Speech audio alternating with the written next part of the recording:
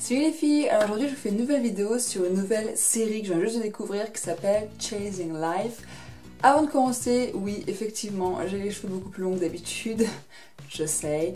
Ce sont les extensions Swift dont je vous avais parlé il y a quelques temps sur ma chaîne beauté. À l'époque elles m'allaient pas du tout parce que j'avais pas du tout les cheveux de la bonne couleur, j'avais mes queues de ras et tout, donc ça se fondait pas du tout bien, etc. Et puis quand j'ai changé de couleur de cheveux, je me suis dit tiens, pourquoi pas tester un petit peu les extensions, voir ce que ça donne maintenant. Et bah ça donne ça, voilà, donc je suis vraiment contente en fait du résultat pour le coup maintenant. Étant donné que j'ai plus du tout les queues de ras, ça fait plus du tout ce truc de tout fin et pouf, large en fait. Donc voilà, franchement je suis ravie, j'aime beaucoup. Si seulement ça pouvait être mes vrais cheveux. Mais bon, non. Elles sont vraiment assez longues puisqu'elles m'arrivent un peu au niveau de la poitrine. Donc voilà, je les ai recoupées également pour avoir plutôt... pour que de dos ça fasse vraiment un effet dégradé, que ça fasse pas genre court, très long. Donc il y a différents paliers maintenant derrière et voilà. Dites-moi ce que vous en pensez. Moi pour le coup j'aime bien, je trouve que ça fait vraiment naturel. Alors on voit toujours un peu mes cheveux courts forcément, je veux dire ils se fondent pas forcément très bien, mais bon ça fait un peu un effet dégradé en fait, c'est pas forcément moche quoi. Mais bref, voilà. Pour l'aparté, je sais que vous allez vous dire mais qu'est-ce qu'elle a dans les cheveux? Comment ça se fait que ce soit aussi long? Non, c'est pas la levure de bière qui a marché aussi vite, je vous rassure. Mais voilà. Voilà. Vous voyez le fil un petit peu ici, je pense, des extensions Swift. Bon, tant pis. Mais voilà en tout cas pour celles qui pouvaient se poser la question. Alors elle gratte un petit peu derrière, mais bon, je devrais survivre jusqu'à la fin de la vidéo, je pense. Et donc pour en revenir à la série, ça s'appelle Chasing Life. Et en fait c'est l'histoire d'une jeune fille qui s'appelle April. Ça fait toujours un peu bizarre en français des fois les noms américains. Donc elle a 24 ans et elle est aspirante journaliste, donc elle travaille dans un journal, le Boston Post, puisque l'histoire se situe à Boston et voilà, en fait elle est très carriériste et voilà, elle veut vraiment rentrer dans le journalisme, etc. Et sur son autre travail, il y a un collègue qui s'appelle Dominic, qui est un beau gosse. Forcément. Et donc elle a un petit coup de cœur sur ce Dominic, etc. Et dans le premier épisode, forcément, ils vont se mettre à sortir ensemble. Et là, elle apprend qu'elle est atteinte d'un cancer. Donc en fait, c'est vraiment une série sur la vie de quelqu'un qui est atteint d'un cancer. En fait, comment on apprend la nouvelle, comment la famille réagit, enfin voilà. C'est vraiment une super série, je trouve. Qui est vraiment très bien faite. On s'attache vraiment aux personnages. Je trouve que les personnages ne sont pas creux comme dans certaines séries. La personnage principale, donc April, elle est vraiment... Enfin bon, moi je l'adore personnellement. Elle me fait un peu penser à Clara dans Doctor Who, je sais pas si vous voyez un peu le style. Mais d'ailleurs physiquement elle lui ressemble un peu je trouve. Mais voilà, c'est très drôle, il y a beaucoup d'humour. Et voilà, bon forcément il y a des passages un peu plus tristes, hein, toujours forcément. Je veux dire, elle a atteint d'un cancer, en plus c'est pas wouh, génial, yeah! Vous voyez ce que je veux dire? Donc elle a une leucémie et en fait elle l'apprend parce que son oncle est oncologue, ça se dit oncologue? Oncologist, mais je sais pas si ça se dit comme ça en français. Bref, c'est un docteur spécialiste du cancer, mais en pédiatrie, donc pour les enfants. Mais il va quand même s'occuper d'elle, etc. En plus, les relations sont tendues avec sa famille, puisque... Bref, c'est assez compliqué quand même, la famille. Le père d'April est décédé environ 1 an avant le début de l'histoire, donc ce qui fait qu'elle vit à présent avec sa mère, sa soeur, sa grand-mère. Donc bah, c'est un peu... on a toutes les générations en fait, et c'est assez drôle les relations un petit peu entre la grand-mère, etc. Moi je trouve ça... Enfin voilà, la mère est psy, elle se remet un petit peu sur le chemin de... Comment dire, des rencontres, des rendez-vous amoureux, etc. Et voilà, enfin, c'est vraiment une série que je vous conseille. C'est vraiment une série que je vous conseille. J'étais tout de suite accrochée. Il n'y a que 4 épisodes pour l'instant, donc vous pouvez facilement rattraper le retard. Et on se retrouve vraiment, voilà, on est un peu happé par les épisodes. Ils paraissent vraiment très courts en fait. Et en fait, c'est comment April va vivre avec son cancer, en fait, comment elle va gérer la nouvelle, comment elle va vouloir gérer en fait pour l'annoncer à sa famille, est-ce qu'elle va l'annoncer à sa famille, est-ce qu'elle va pas le faire, comment les gens vont découvrir qu'elle est malade, etc. Donc voilà, c'est une super série je trouve, ça permet un peu de se rendre compte que les personnes malades peuvent vivre au final au quotidien. Ouais, ça permet de se sentir plus proche, ça permet aussi un peu de comprendre la maladie finalement, ce que c'est. D'ailleurs ils expliquent totalement ce que c'est la leucémie, en fait ils expliquent comment ça se crée au final cette maladie. Ça se crée, je sais pas si ça se dit, mais bon, peu importe. Et c'est une série voilà, très touchante, très humaine, très drôle. C'est ça qui est. On peut pas s'attendre, on va se dire, ouais, ok, d'accord, le thème c'est une fille cancéreuse, ça va pas être forcément super drôle. Est-ce que ça va pas un peu me plomber mes journées en regardant ça, etc. Et en fait, pas du tout, vraiment, c'est très léger, Enfin, c'est pas du tout dramatique en fait. Bien sûr, il y a toujours des passages un peu plus tristes que d'autres, forcément. Bon, là on est qu'au début de la saison, donc elle vient juste d'apprendre qu'elle est malade, donc c'est pour ça aussi que il n'y a pas encore tous les trucs qui peuvent arriver après. Je sais pas du tout s'ils vont faire son cancer vraiment empirer ou autre. Après, comme son nom l'indique, c'est Chasing Life le nom, donc c'est comment on pourrait traduire, genre courir après la vie, essayer de rattraper la vie, je sais pas.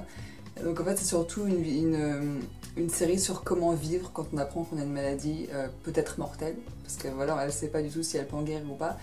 Donc comment on vit finalement quand on a ce genre de maladie, et c'est vraiment bien fait, je trouve. Voilà. En plus, le personnage d'April, c'est vraiment une femme vraiment forte, indépendante, girl power, ouais, ce que je veux dire. Elle est très. Ouais, voilà, elle est super indépendante, elle est super forte, elle est très intelligente, elle sait ce qu'elle veut. Et donc finalement, apprendre qu'elle est malade, ça coupe un petit peu tous ses projets qu'elle avait. Et elle est tellement carriériste, tellement. Elle se rend pas compte en fait qu'elle est malade au début quand on lui annonce, elle croit un peu que c'est une blague en fait. Et du coup, elle continue de travailler, elle va pas forcément faire les soins, etc. Elle va pas forcément se rendre aux rendez-vous médicaux, etc. Donc c'est vrai que là du coup son oncle la remet un peu sur les rails en lui disant hé cocotte, oublie pas que t'as une maladie quand même, mais qu'il serait peut-être temps de la prendre en charge parce qu'on sait jamais ce qui peut se passer. Et donc au début, April, elle est un peu, elle se rend pas vraiment compte qu'elle est malade en fait. Il se file des épisodes où elle découvre les symptômes liés à sa maladie, en fait liés à la leucémie, où elle commence vraiment à réaliser qu'effectivement elle est malade et qu'il faudrait peut-être qu'elle prenne soin d'elle finalement et qu'elle laisse un petit peu de côté sa carrière, même si elle a pas du tout envie de faire ça et qu'elle est très compétition avec les autres journalistes. C'est assez drôle encore, il y a des pics et des clashs et tout, enfin c'est assez rigolo. Donc voilà ce que je peux vous dire sur cette série. Pour l'instant il n'y a que 4 épisodes comme je vous l'ai déjà dit. Aussi je me suis mis à d'autres séries, j'ai commencé, je sais pas pourquoi je fais que ça avec ma main. J'ai commencé The 100 parce que vous m'avez beaucoup parlé de cette série, donc j'ai commencé la série, c'est pas mal pour l'instant, j'aime bien. Donc voilà, je continue, il y a juste des gens, j'ai envie de leur mettre des claques mais c'est pas grave. The 100, et là j'étais un peu à court parce que j'ai pas trop eu le temps de regarder des séries récemment, mais je continue Pretty Little Liars. Enfin j'essaye. Je vais avoir 3 épisodes de retard je crois, enfin, je suis pas du tout connectée à Pretty Little Liars. Et ensuite je vais finir The Walking Dead, j'ai toujours pas fini. Il me reste un épisode je crois de la saison 4. J'ai fini Game of Thrones, j'ai fini. Bah voilà, après j'ai fini le reste quoi. J'ai vraiment trop hâte de découvrir la nouvelle saison de Once Upon a Time, c'est impressionnant, je suis trop genre. Je veux voir. Déjà, on a eu les révélations des 3 acteurs qui vont jouer Christophe, Anna et Elsa de La Reine des Neiges, donc yeah. Personnellement, je suis très contente du casting, je trouve qu'il ressemble pas mal au personnage, enfin en tout cas de la version Disney.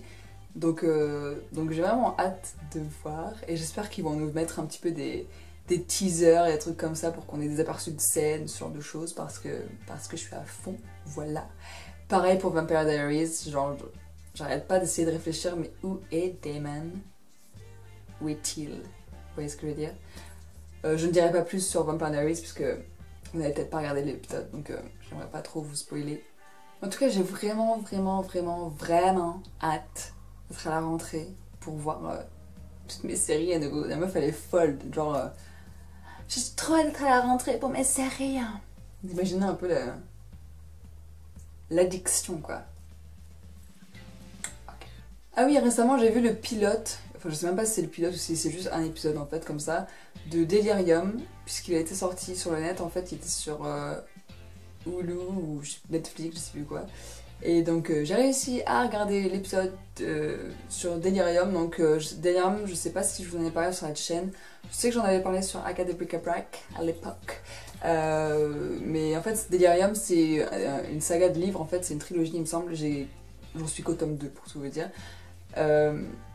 Et en fait c'est on vit dans un monde où l'amour est interdit en fait. L'amour est considéré comme une maladie, deliria amorosa, je sais plus comment ça s'appelle exactement, nervosa, bref. Une maladie en fait qui rend les gens fous, vous voyez, qu'on fait des choses folles par amour, vous savez. Et donc c'est considéré comme une maladie, on a trouvé le moyen de guérir de l'amour via une opération en fait. Et donc, voilà, en fait, les gens ne s'aiment pas. Mais voilà, on crée quand même des couples, il y a quand même de l'affection, je pense, mais il n'y a pas d'amour vraiment, il n'y a pas de passion, il n'y a pas ce genre de choses, parce que c'est considéré comme mortel en fait.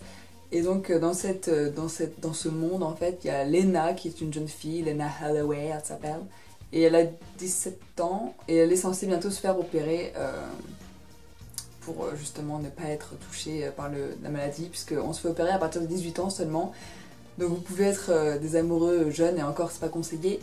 Et ensuite vous faites opérer et vous devenez un peu une sorte de robot, si on peut dire ça comme ça. Et donc j'ai regardé le pilote de cette série et franchement je comprends pourquoi ils n'ont pas été retenus parce qu'il est vraiment mauvais.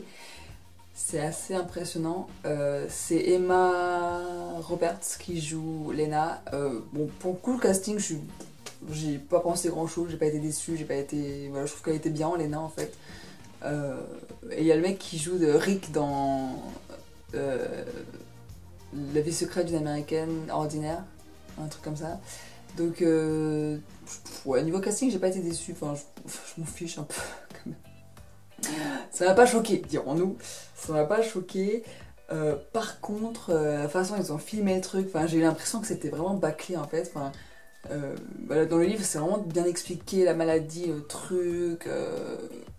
Le fait que l'amour a été condamné, etc. Le passé de Lena, etc. Il y a vraiment une mise en place en fait, de l'histoire que j'ai pas retrouvée dans le pilote en fait. En fait, ça a vraiment été bâclé. Ils ont fait tout le livre 1 en un seul épisode, ce qui est quand même super fort. Et ils ont en plus rajouté des personnages du deuxième livre qui sont pas censés arriver. Donc c'est assez bizarre, ils ont changé plein de choses, ils ont vraiment pas respecté vraiment l'histoire, et voilà, moi j'ai pas trouvé ça top, je comprends pourquoi ils ont pas été choisis, franchement, c'est un peu, là pour le coup, c'est... Il y a des épisodes où on se dit, waouh, c'est trop bien, pourquoi ça n'a pas été pris? Là on se dit vraiment, ok, je comprends pourquoi t'as pas été pris, ton truc il est pourri. Donc vraiment c'était, pour toutes celles qui ont lu le livre, c'était quand même mauvais, je trouve. Même moi qui n'ai pas lu le livre depuis je sais pas combien de temps, j'ai vu toutes les erreurs qui sont faites, tous les trucs qu'ils ont changés, etc. Et franchement ça a été bâclé quoi. Si on n'a pas lu le livre on comprend rien. Ils expliquent des trucs genre au bout de 5 minutes ça y est, Lena et l'autre ils sont amoureux. Sérieusement, ça se passe pas comme ça dans le livre. Bref. Pas ce que j'en ai pensé, je sais pas si vous l'avez vu, je vous conseille pas de le voir, si vous voulez le voir allez-y, mais c'est pas non plus le truc à voir. Je vous conseille plutôt d'aller voir Chasing Life, puisque ça c'est de la série qui est bien, vraiment c'est très frais, léger, divertissant, et en même temps ça permet de prendre conscience un petit peu de ce qu'est le cancer, de cette maladie, etc. Donc voilà ce que j'ai à dire. En tout cas voilà pour une petite update de mes séries, de ce que je fais en ce moment sur tout ce qui concerne les séries télé, etc.